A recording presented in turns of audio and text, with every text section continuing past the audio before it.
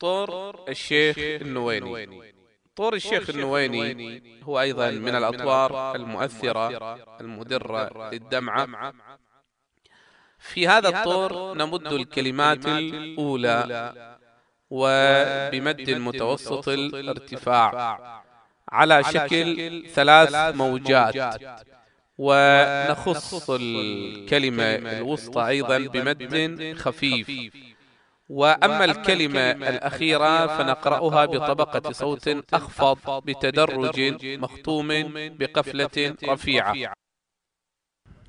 أداؤه بهذه الطريقة، طبعا نقرأه بطبقة صوت متوسطة الارتفاع. شبان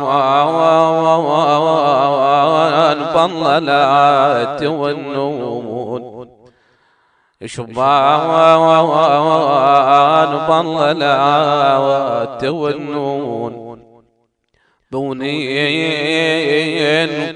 قلبي تقطعون. والله يا ثمرة فؤادي ما تحجون، ما ادري بعد اهل اشتريدون. يمكن قراءته ايضا بطبقة صوت عالي هكذا. شبان ضللت والنون، بونينكم